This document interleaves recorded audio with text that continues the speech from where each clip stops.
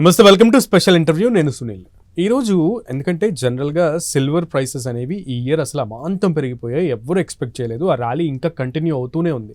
So గోల్డ్తో పోల్చుకుంటే silver ప్రైసెసే ఈ మధ్య కాలంలో బాగా ప్రైస్ హైగా వెళ్తున్నటువంటి పరిస్థితి ఉంది. రోజు రోజుకి పెరుగుతుంది తప్పితే తగ్గట్లేదు. సిల్వర్ మీద ఇన్వెస్ట్ చేసిన వాళ్ళకి లాస్ట్ ఇయర్ అంతకు ముందు ఇయర్ ఇన్వెస్ట్ చేసిన వాళ్ళకి డబుల్ ద రిటర్న్స్ కూడా వచ్చినటువంటి పరిస్థితి ఉంది. సో అసలు ఇప్పుడు ఇన్వెస్ట్ చేయాలనుకునే వాళ్ళకి ఇది మంచి తరుణమా కాదా? అసలు సిల్వర్ ర్యాలీకి బ్రేకులు ఉంటాయా ఉండవా? అసలు దీని అంతటికీ కారణం ఏంటి? వీటన్నిటి విషయాలకి మీకు క్లారిటీ ఇచ్చే ప్రయత్నం చేస్తాను. ఈరోజు మనతో పాటు బిజినెస్ అనలిస్ట్ అలాగే మార్కెట్ ఎక్స్పర్ట్ మనకు అందుబాటులో ఉన్నారు. నాగేంద్ర సాయి గారు, వెల్కమ్ సార్. హలో అండి. ఇంట్రొడక్షన్లో చెప్పినట్లుగానే అసలు సిల్వర్ ప్రైసెస్ హైకి ఆ ర్యాలీకి బ్రేక్ ఉందా? అసలు what is the reason behind this అంటే ఏం చెప్తారు ఎగ్జాక్ట్గా? సో టు బి ప్రిసైజ్ అండి, అంటే మీరు ఇంతకుముందు స్టార్టింగ్లో అన్నారు డబుల్ ద రిటర్న్స్ ఇచ్చింది సిల్వర్ అని. Silver has given 147% this year అండి. అంటే 147% మనం ₹100 ఇన్వెస్ట్ చేసింటే ఆ డబ్బులు ఇప్పుడు ₹247 ఉండేది. అంటే సిల్వర్ ఇంతటి హైక్ అవుతుంది, లేకుంటే సిల్వర్లో ఇంతటి గ్రోత్ ప్రాస్పెక్ట్స్ ఉంటాయని no one has ever predicted. So silver ఏంటంటే, సిల్వర్ ఒక మార్కెట్లో ఒక సామెత ఉంది సిల్వర్ ఎప్పటి నుంచో. Silver rewards the early investors but punishes the late comers అని. సో సిల్వర్ ఆల్రెడీ గతంలో ఇన్వెస్ట్ చేసిన వాళ్ళకి మంచి రిటర్న్స్ అయితే ఇచ్చింది. ఇంటర్నేషనల్ మార్కెట్స్లో చూస్తే మనం, ఎందుకంటే మనం డాలర్ టర్మ్స్లో మాట్లాడుకుంటాం, ఇది వరల్డ్ వైడ్ ట్రేడ్ అయ్యే కరెన్సీ కాబట్టి ఇంటర్నేషనల్ మార్కెట్లో 30 హార్డ్లీ, అంటే నేను చూసినంత వరకు హార్డ్లీ $25 to $30 మ్యాక్సిమం ఎప్పుడు ఉండేది. ఇప్పుడు ఏకంగా $70 per ounce ఇంటర్నేషనల్ మార్కెట్లో సిల్వర్ ట్రేడ్ అవుతుంది. So majority of the experts and majority of the world కమాడిటీని బాగా ట్రాక్ చేస్తున్న అంచనాల ప్రకారం సిల్వర్ $200 per ounce అవుతుంది అనేది ఒక అంచనా. అంటే ఇక్కడ నుంచి 3 times as of now 2.5 lakh trade అవుతుంటే పర్ కేజీ 7.5 lakhs అయ్యే ఛాన్సెస్ ఉన్నాయి అనేది ఒక అంచనా పాయింట్ ఆఫ్ వ్యూలో. బట్ సిల్వర్ అసలు ఎందుకు ఇలా పెరుగుతుంది అనేది బాటమ్ లైన్ మేజర్గా వస్తున్న డౌట్. అంటే అందరూ పెరుగుతుంది అని అనుకుంటారు, బట్ ఎందుకు పెరుగుతుంది అనేది మనకు మేజర్గా వినిపించే ప్రశ్న. ఎందుకు పెరుగుతుందంటే సిల్వర్కి ఏంటంటే, సిల్వర్కి కన్జంప్షన్ డిమాండ్ ఉండదు. ఎందుకంటే సిల్వర్ని మనం కొనుక్కుంటే ఏదో బ్యాంక్లో పెట్టుకుంటాం, లాకర్లో పెట్టుకుంటాము, ఆ రోజు మనం జ్యువెలరీ రూపంలో వేసుకునే అవకాశం ఉంటుంది. అయితే సిల్వర్కి ఏంటి అంటే ఇండస్ట్రియల్ డిమాండ్ ఉంది. సోలార్ ప్యానల్స్ ఉంటాయి. ఆ సోలార్ ప్యానల్ ఒక ప్యానల్ కనెక్ట్ చేసినప్పుడు మీకు వైట్ లైన్ కనిపిస్తుంది ఒకటి, అది సిల్వర్ పేస్ట్. అది ఆ సిల్వర్ పేస్ట్ వినియోగం జరుగుతుంది. అండ్ ఎలక్ట్రిక్ వెహికల్స్, బ్యాటరీస్ మ్యానుఫ్యాక్చరింగ్లో యూజ్ అవుతుంది సిల్వర్ అనేది. దీనికి తోడు కొన్ని మెడికల్ ఎక్విప్మెంట్స్లో కూడా సిల్వర్ అనేది అవసరం ఉంటుంది. సో గోల్డ్తో పోలిస్తే సిల్వర్కి ఏంటంటే ఇండస్ట్రియల్ డిమాండ్ చాలా ఎక్కువగా ఉంది. ఇప్పుడు ప్రపంచవ్యాప్తంగా మెజారిటీ ఆఫ్ ది కంట్రీస్ కానీ మెజారిటీ ఆఫ్ ది ఎకానమీస్ అన్ని కూడా రెన్యూబుల్ ఎనర్జీ మీద ఎక్కువగా ఫోకస్ పెడుతున్న తరుణంలో ఈ సోలార్ ప్యానల్స్ కానీ ఈవీస్ మీద కానీ ఫోకస్ చాలా ఎక్కువగా ఉంటుంది. అందువల్ల పరోక్షంగా సిల్వర్కి డిమాండ్ చాలా కాన్ఫిడెంట్గా పెరుగుతుంది. సిల్వర్ ఏంటంటే, సిల్వర్ డైరెక్ట్గా మైన్ నుంచి బయటికి రాదు. గోల్డ్ కానీ, లెడ్ కానీ, జింక్ కానీ, కాపర్ కానీ వీటిని ఎక్స్ట్రాక్ట్ చేసినప్పుడు, వీటిని ఎక్స్కవేట్ చేసినప్పుడు silver is a by product of them. మనకు డిమాండ్ పెరుగుతుందంటే, సడన్గా గోల్డ్ అవసరం ఉందంటే, గోల్డ్ డిమాండ్ పెరుగుతుందంటే, గోల్డ్ ఎలా అయితే ఎక్స్కవేట్ చేసినట్టు మైన్ నుంచి దీన్ని ఎక్స్కవేట్ చేయడానికి లేదు. పరోక్షంగా మిగిలిన మెటల్స్ని తీసినప్పుడు బై ప్రోడక్ట్గా సిల్వర్ వస్తుంది. కాబట్టి ఇప్పుడు సడన్గా ఉన్నటువంటి ఓవర్ నైట్ డిమాండ్ పెరుగుతుంటే ఆ మెటల్స్ అన్ని కూడా మనం తీయడానికి కుదరదు. సో అందువల్ల సిల్వర్లో ఆర్టిఫిషియల్ మనకి సప్లై క్రంచ్ అనేది వచ్చేసింది. డిమాండ్ పెరుగుతుంది, డిమాండ్కి తగ్గట్టు సప్లై లేకపోవడం కారణం కూడా సిల్వర్ అనూహ్యంగా పెరుగుతుంది. ఫిజికల్ డిమాండ్ బాగా పెరుగుతోంది. అండ్ ఈటీఎఫ్స్ వాళ్ళు కూడా జనాలు బాగా కొంటున్నారు కాబట్టి ఈటీఎఫ్స్ కూడా బాగా కొంటున్నాయి. ఒకటేంటంటే cat and mouse rat race లాగా ఈ సర్కిల్లో అటు ఉండాలా ఇటు ఉండాలన్న దీంతో సిల్వర్ ఏంటంటే ఒకవైపు పెరుగుతుంది, సిల్వర్ పెరుగుతుంది కాబట్టి మనము కొనాలని చెప్పి జనాలు కొంటున్నారు. ఆ జనాలు ఎగబడడం వల్ల సిల్వర్లో ఒక ఆర్టిఫిషియల్ డిమాండ్ అనేది క్రియేట్ అయింది. సో దీనివల్ల మనకి సిల్వర్లో ఇలాంటి ఆర్టిఫిషియల్ డిమాండ్ అనేది గతంలో ఎప్పుడు మనకు కనిపించలేదు. సో అలాంటి ఎఫెక్ట్ వల్ల సిల్వర్లో ఇలాంటి జంప్ కనిపించింది కానీ, బట్ ఇది ఎంతకాలం ఉంటుంది అనేది మేజర్ ప్రశ్న. ఇది ఎంతకాలం ఉంటుందంటే, వన్స్ ఆ సప్లై రానంత వరకే డిమాండ్ ఉంటుంది.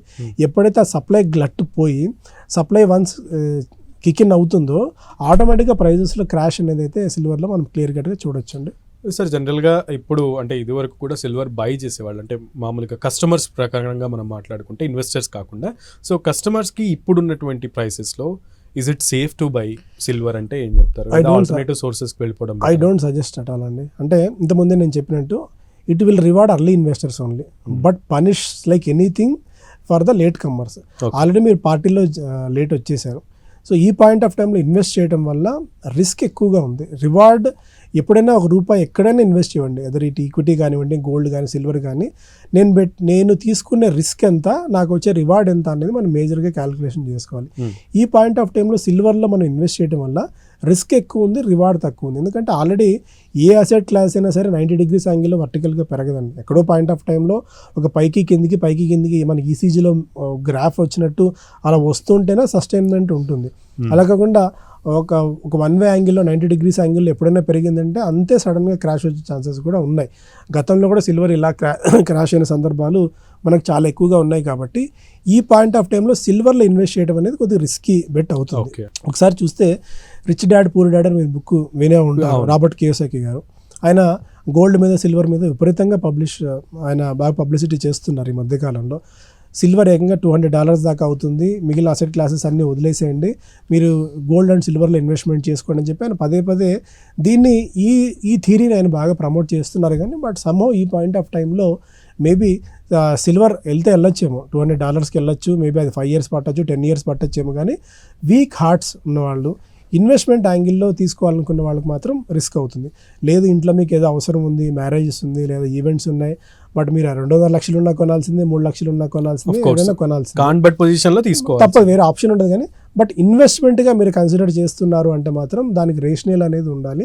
ఇప్పుడున్న పాయింట్ ఆఫ్ టైంలో I strongly don't recommend people to invest in silver. ఇక్కడ నుంచి ఏదైనా 20-30% కరెక్షన్ వచ్చింది, ఆల్సో 30-40% కరెక్షన్ వచ్చింది, అప్పుడు మీరు సిల్వర్లో ఇన్వెస్ట్ చేయడానికి బెస్ట్ ఆప్షన్ అవుతుంది. కానీ ఈ ఎలివేటెడ్ లెవెల్ దగ్గర మాత్రం I don't suggest people to invest in silver at this point of time. So what you say about gold prices hike? Gold కూడా ఈసారి ఆల్మోస్ట్ 70% పైన రిటర్న్ ఇచ్చిందండి. ఇంటర్నేషనల్ మార్కెట్లో ఫస్ట్ టైం $4,500 మనకి ఇంటర్నేషనల్ మార్కెట్లో ఔన్స్ గోల్డ్ మనం touch చేయడం చూస్తున్నాం.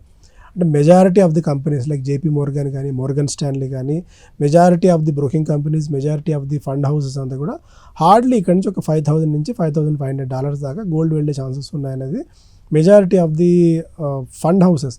అంటే కొన్ని కోట్ల రూపాయలు ఆర్గనైజ్ చేసి కొన్ని కోట్ల రూపాయల ఏఈఎం ఉన్న పెద్ద కంపెనీల అంచనాల ప్రకారం ఇక్కడి నుంచి ఒక $1,000 దాకా గోల్డ్ పెరిగే ఛాన్సెస్ ఉంది. అంటే ఇక్కడి నుంచి ఒక 20% దాకా గోల్డ్ హైక్ అయ్యే ఛాన్సెస్ మేబీ 2026లో ఉండే ఛాన్సెస్ ఉన్నాయి. గోల్డ్కి ఏంటంటే సిల్వర్కి ఉన్న ఇన్హెరిటెంట్ రిస్క్ గోల్డ్కి లేదు. గోల్డ్కి ఏంటంటే ఇప్పుడు యుఎస్ మార్కెట్స్ బాగా లేవు, యూరోపియన్ మార్కెట్స్ అంత గొప్పగా లేవు, చైనా తీసుకుంటే వాళ్ళు ఇచ్చే డేటాను ప్రపంచం నమ్మదు. సో కొద్ది గొప్ప మన ఇప్పుడున్న వీటిల్లో ఏ చెట్టు లేని చోట ఆముదం చెట్టు మహావృక్షం అన్నట్టు ఇండియా ఒకటే వాళ్ళకి బెస్ట్ స్వీట్ స్పాట్గా కనిపిస్తుంది. ఎందుకంటే వరల్డ్ ఎకానమీ అంతా కూడా 3.5% జీడిపి గ్రోత్ ఉంటే ఒక ఇండియా ఒకటే డబుల్ ద వరల్డ్, మనం 6.5% పైన జీడిపి గ్రోత్ రేట్ మనం చూపిస్తున్నాం.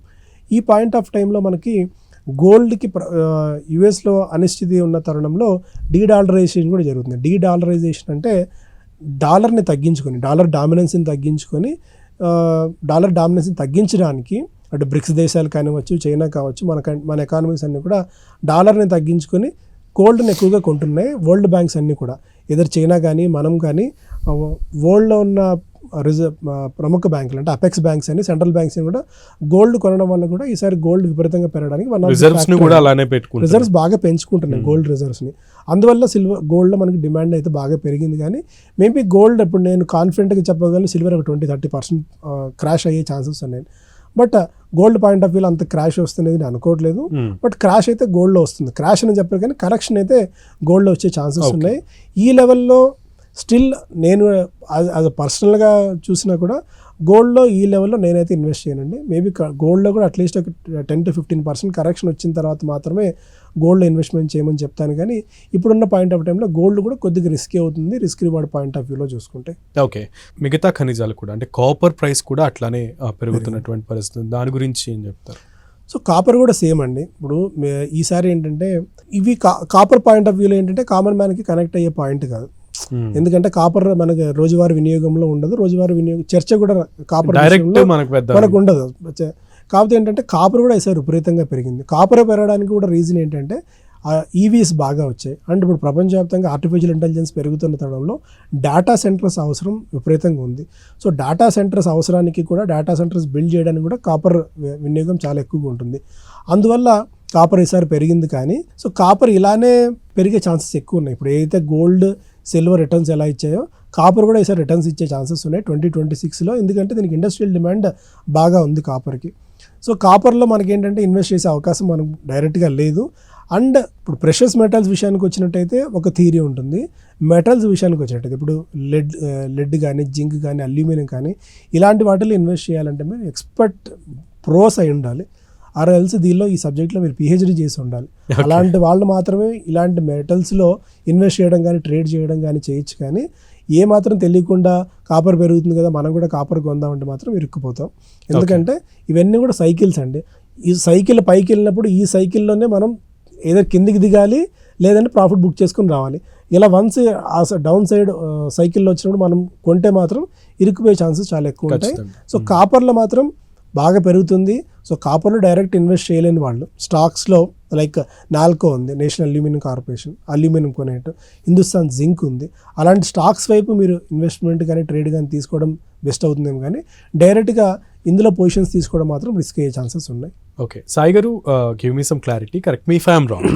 కానీ నాకు ఈ డౌట్ ఉంది దట్ ఇప్పుడు మనం పెట్రోల్ని డీజిల్ని ఎలా అయితే గవర్నమెంట్ నియంత్రిస్తుందో ఈ హైక్స్ ర్యాలీ బీభత్సంగా ఉన్న టైంలో సిల్వర్కి గోల్డ్కి అలా నియంత్రించి ఒక యూనిఫైడ్ ఫామ్లో కంట్రీకి మాత్రమే అలా చేసే అవకాశం ఉందా? Is it possible? Next to impossible అండి. ఎందుకంటే ఇవన్నీ కూడా ప్రపంచంలో డైనమిక్స్ మారిపోతున్నదండి. గోల్డ్ అనేది ఇప్పుడు ఏంటంటే ఇప్పుడు ఒక కంట్రీ ఎకానమీ ఎలా డిరైవ్ చేస్తూ ఉంటే మన దగ్గర ఉన్న డాలర్స్ ఎంత ఉంది, మన దగ్గర ఉన్న గోల్డ్ ఎంత ఉంది, మన దగ్గర ఉన్న సిల్వర్ ఎంత ఉంది, ఇవన్నీ డైనమిక్స్ మన ఒక కరెన్సీ డామినేట్ చేయడానికి కానీ ఒక కరెన్సీ విలువ కట్టడానికి కానీ ఉపయోగించే సూత్రాలుగా మనం భావిస్తాం. ఇవన్నీ ఏంటంటే మార్కెట్ ఫోర్సెస్ని డిరైవ్ చేసే ప్రైజెస్. గోల్డ్ ప్రైజెస్ ఎవరు డిరైవ్ చేస్తారు అంటే గోల్డ్ ప్రైజెస్ ఎవరు డిరైవ్ చేయరు. డిమాండ్ అండ్ సప్లై ఈ రెండే దీన్ని డిరైవ్ చేస్తాయి. డిమాండ్ బాగా ఉంది, సప్లై లేదు, ఆటోమేటిక్గా ప్రైస్ పెరుగుతుంది. సప్లై బాగా ఉంది, డిమాండ్ లేదు, ఆటోమేటిక్గా ప్రైస్ కరెక్షన్ వస్తుంది. సో ఒక యూనిఫైడ్ పోర్టల్ కానీ యూనిఫైడ్గా ఒక దేశం కానీ ఇది ప్రైజెస్ డిరైవ్ చేసే అవకాశం కానీ వాటిని రెగ్యులేట్ చేసే అవకాశం కానీ లేదు. అది ఏ మెటల్ తీసుకొనివ్వండి, అది ఏ కరెన్సీ తీసుకొనివ్వండి. ఈవెన్ మన దగ్గర రూపీ క్రాష్ అయిపోతుంది. మనం చూస్తూనే ఉన్నాం, 70 రూపాయల నుంచి 92 రూపాయలకి వచ్చేసింది. కొంచెం సపోర్ట్ దొరికింది. మన కరెన్సీ మనం పడిపోతున్నాడు, మనం ప్రొటెక్ట్ చేసుకోలేని పరిస్థితి. ఇవి ఎందుకంటే మార్కెట్ ఫోర్సెస్కి లీవ్ చేసాం. ఎప్పుడైతే గ్లోబల్ ఎకానమీకి మనం డోర్స్ ఓపెన్ చేసేసామో ఆటోమేటిక్గా అన్ని ఫోర్సెస్కి మనం ఇన్హరెంట్ రిస్క్కి మన ఎక్స్టర్నల్ ఫోర్సెస్కి మనం ప్రభావితం అయిపోతూ ఉంటాం. సో ఎవరు ఫోర్సెస్ కానీ లేకుంటే ఏ యూనిఫైడ్ దేశం కానీ ఆర్ఎల్స్ ఒక రెగ్యులేటరీ వ్యవస్థ కానీ వీటిని నియంత్రించే పరిస్థితి ఉండదు. సార్ ఇంకొకటి, ఇన్స్టిట్యూషనల్ ఇన్వెస్టర్స్ ఉంటారు, రిటైల్ ఇన్వెస్టర్స్ ఉంటారు. ఈ ఇయర్ సిల్వర్ బయింగ్ గురించి మనకు వచ్చేస్తే ఎవరు అంటే ఏ సెక్టార్ బాగా బై చేసింది? రిటైల్ ఇన్వెస్టర్సా లేదా ఇన్స్టిట్యూషనల్ ఇన్వెస్టర్సా? సో మెజారిటీ అండి మనం అటు గోల్డ్ కొనేవాళ్ళైనా సిల్వర్ కొనేవాళ్ళైనా డ్రాప్ ఇన్ ద ఓషన్ అండి రిటైల్ ఇన్వెస్టర్స్ పాయింట్లో. మెజారిటీ అంతా కూడా హెడ్జ్ ఫండ్స్ డ్రైవ్ చేస్తాయి మార్కెట్ని. And foreign investors foreign portfolio investor drive చేస్తారు. కానీ రీటైల్ ఇన్వెస్టర్స్ కొనే గోల్డ్ కానీ సిల్వర్ కానీ చాలామంది అంటూ ఉంటారు శ్రావణ మాసం వస్తుంది గోల్డ్ ప్రైజెస్ పెరుగుతాయి, లేదంటే ఇంకో మ్యారేజ్ సీజన్ వస్తుంది గోల్డ్ పెరుగుతుందని. మనం కొనే గోల్డ్ అసలు గోల్డే కాదండి. సో హెడ్జ్ ఫండ్స్ కానీ ఒక్కసారి రిజర్వ్ బ్యాంక్ ఆఫ్ ఇండియా కొనింది అంటే ఒక 100 టన్నుల బంగారం ఉంటుంది. ఆర్ఎల్స్ కొన్ని టన్నుల కొద్ది అపెక్స్ బ్యాంక్స్ కొంటాయి, రిజర్వ్ బ్యాంక్స్ కొంటుంటాయి. సో వాటితో మనం మ్యాచ్ అయ్యి అటు హెడ్జ్ ఫండ్స్తో కానీ రిజర్వ్ బ్యాంక్స్తో కానీ మనం కంపీట్ అయ్యి రీటైలర్స్ పోర్షన్లో తీసుకొచ్చే స్కోప్ అయితే లేదు. మెజారిటీ డబ్బులు వాళ్ళ దగ్గర ఉంటాయి, వాళ్ళే కొంటారు, వాళ్ళే డైనమిక్స్ని కూడా డిసైడ్ చేస్తారు. ఓకే సార్, ఇందాక మీరు చెప్తూ మాట్లాడుతూ ఒక మాట అన్నారు, ఈవీస్లో రెన్యూవబుల్ ఎనర్జీస్లో సిల్వర్ది డిమాండ్ బాగా పెరిగింది. సో ప్రెజెంట్ ఆ గ్లిచ్ అంటే ప్రెజెంట్ ఆ ప్రొడక్షన్ అంత లేదు. ఒకవేళ ప్రొడక్షన్ కనుక వస్తే ఆ గ్లిచ్ అనేది కనుక ఇదైతే ఖచ్చితంగా మళ్ళీ సిల్వర్ ప్రైసెస్ డౌన్ అవుతాయి అని. ఈజ్ దర్ అంటే అది ఖచ్చితంగా సాధ్యం అవుతుందా? సిల్వర్ అంతగా ప్రొడక్షన్ వచ్చే అవకాశం ఉందా? సిల్వర్ ప్రొడక్షన్ వచ్చే ఛాన్సెస్ ఉంటాయండి. ఎందుకంటే సిల్వర్ ఇంతకుముందు చెప్పినట్టు అది బై ప్రోడక్టే. సో మిగిలిన మెటల్స్ తయారు చేసినప్పుడు ఇదో వస్తుంది. అంటే చాలామంది అంటారు, చాలామంది అడుగుతారు అసలు క్రాష్ వస్తుందా, క్రాష్ లాంటి సినారియోలు ఉంటాయని. నేను ఒక 3 ఎగ్జాంపుల్స్ తీసుకుంటానండి. అంటే I will go back to 1980s. 1980sలోకి వెళ్తే 1980sలో సిల్వర్ని మదర్ ఆఫ్ ఆల్ క్రాషెస్ అంటాం. ఎందుకంటే 1978లో సేమ్ ఇలాగే ఔన్స్ సిల్వర్ $6 ఉన్నది. 1980కి అది $50కి వెళ్ళింది. అంటే ఆల్మోస్ట్ 8 times పెరిగింది 2 years టైం ఫ్రేమ్లో. 1980లో $50 ఉన్న ఔన్స్ సిల్వర్ 1982కి $5కి వచ్చింది. Oh my god. Means 95% crash వచ్చింది. అయితే 1980 సినారియోలో మనం చూస్తే 2011లో మనం 2008 తర్వాత క్రాష్ తర్వాత 2011లో QE అంటాం, అంటే క్వాంటిటేటివ్ ఈజింగ్ అన్నది ఒకటి, హెలికాప్టర్ మనీ లాంటిది తీసుకొచ్చారు. ప్రతి యూఎస్లో ఎస్పెషల్లీ ఏంటంటే ఆ 2008 క్రైసిస్ తట్టుకోవడానికి ఏ దేశానికి ఆ దేశం వాళ్ళ నోట్లు ప్రింట్ చేసుకొని క్వాంటిటేటివ్ ఈజింగ్ విపరీతంగా చేశారు. ఆ పాయింట్ ఆఫ్ టైంలో కూడా సిల్వర్ పెరిగింది. 2008లో $9 ఉన్న సిల్వర్ 2011 నాటికి, అంటే 3 years టైం ఫ్రేమ్లో అది $49కి వెళ్ళింది. అంటే అది కూడా ఆల్మోస్ట్ ఒక 5 to 6 times సిల్వర్ పెరిగింది. అలా 2008లో $49 ఉన్న సిల్వర్ 2015 వచ్చేసరికి $13కి దిగింది. అంటే అక్కడ కూడా ఆల్మోస్ట్ 80% క్రాష్ ఒక 4 yearsలో జరిగింది. 2020లో వస్తాం, అంటే మనకి రీసెంట్గా కళ్ళ ముందు కనిపించింది కూడా. జనవరి 2020లో $18 ఉన్న silver March just 3 months time ఫ్రేమ్లో $12 కంటే ఇది కూడా 50% దాకా పడింది. సో సిల్వర్ ఏంటి అంటే ఎంత వేగంగా పెరిగిందో అంతే వేగంగా పడే మెంటాలిటీ దానిలో ఉన్న దాని DNA, సిల్వర్ DNA అలాంటిది. అంటే ఎంత బాగా పెరుగుతుందో అంతే బాగా పడే ఛాన్సెస్ సిల్వర్లో మనకు చరిత్రలో అనేక సందర్భాల్లో ప్రూవ్ అయిన ఇది. So silver is not gold. అంటే మనం కంపేర్ చేస్తున్నప్పుడు ప్రెషస్ మెటల్స్లో సిల్వర్తో పాటు గోల్డ్తో పాటు సిల్వర్ కూడా ఇది పెద్దన్న అయితే దీన్ని చిన్న తమ్ముళ్ళలాగా భావించి సిల్వర్ని కూడా ఒక డిస్కషన్ పాయింట్ ఆఫ్ వ్యూలో మనం చెప్పుకుంటాం. కానీ silver can never become a gold. So గోల్డ్ని మనం కంపేర్ చేయలేము, ఎందుకంటే ఒక కేజీ గోల్డ్ పెట్టుకోవడానికి కేజీ సిల్వర్ పెట్టుకోవడానికి ఒక వాల్ట్లో పెట్టుకోవడానికి చాలా తేడా ఉంటుంది.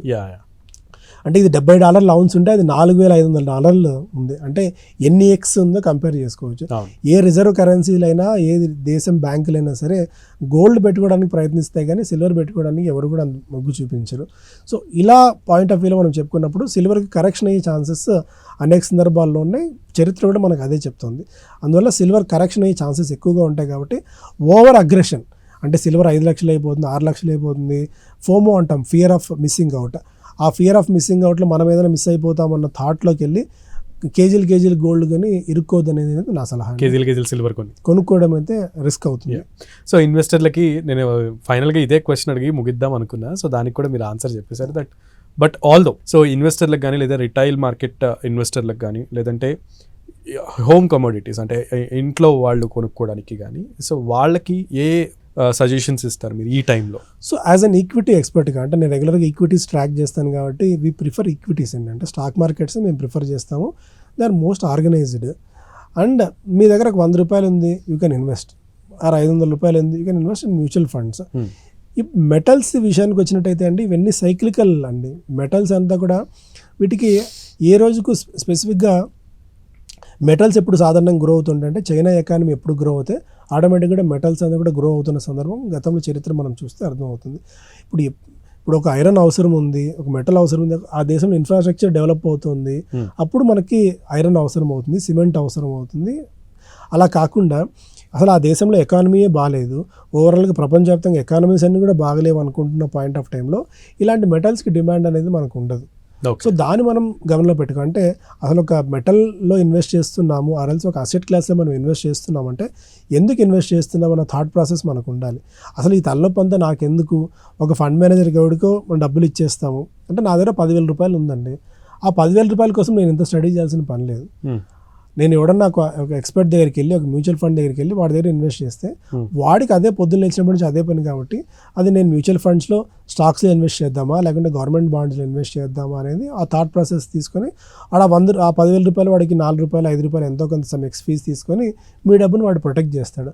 అలా కాకుండా నేనే ఒక ఎక్స్పర్ట్ అయిపోయి నేనే ఇన్వెస్ట్ చేయాలి అన్నిట్లో నేను తెలుసుకోవాలన్న తాపత్రయం పడాల్సిన అవసరం లేదు.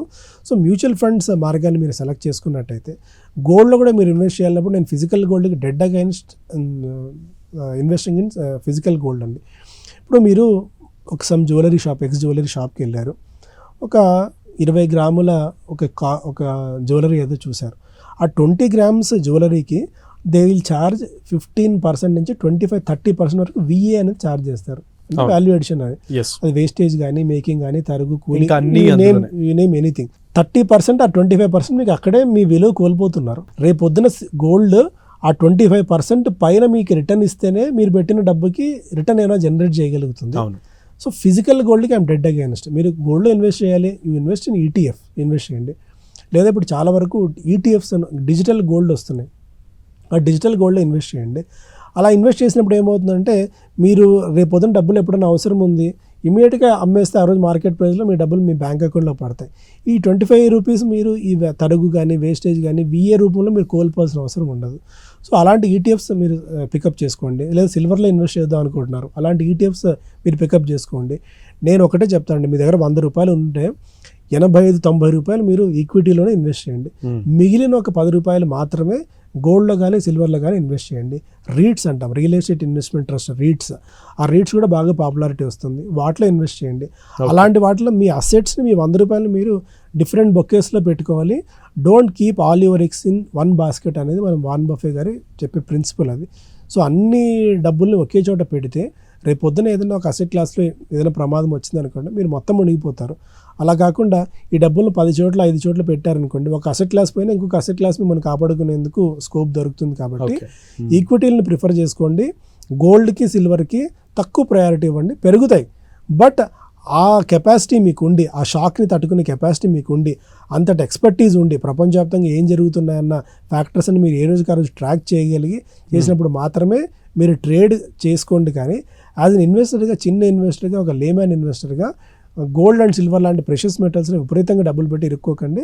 ఈక్విటీల వైపు, స్టాక్ మార్కెట్స్ వైపు కానీ స్టాక్స్ కొనండి. లేదు మీకు ఎక్స్పర్టీజ్ లేకపోతే మ్యూచువల్ ఫండ్స్లో నేను ప్రిఫర్ చేయమని చెప్తాను. Thank you so much Nagendra Sai గారు. సో ఇంత అమూల్యమైన సమాచారాన్ని మాకు ఇచ్చినందుకు, అండ్ అలాగే ముఖ్యంగా సిల్వర్లో ఇన్వెస్ట్ చేయాలి ఇటువంటి టైంలో అనుకునే వాళ్ళకి సార్ చెప్పినటువంటి ఇన్స్ట్రక్షన్స్ చాలా ఉపకరిస్తాయని అనుకుంటున్నాను. So don't hurry, think twice before you invest. So ఇది వాళ్ళ స్పెషల్ ఇంటర్వ్యూ. మరో ఇంటర్వ్యూతో మళ్ళీ కలుద్దాం. నమస్తే.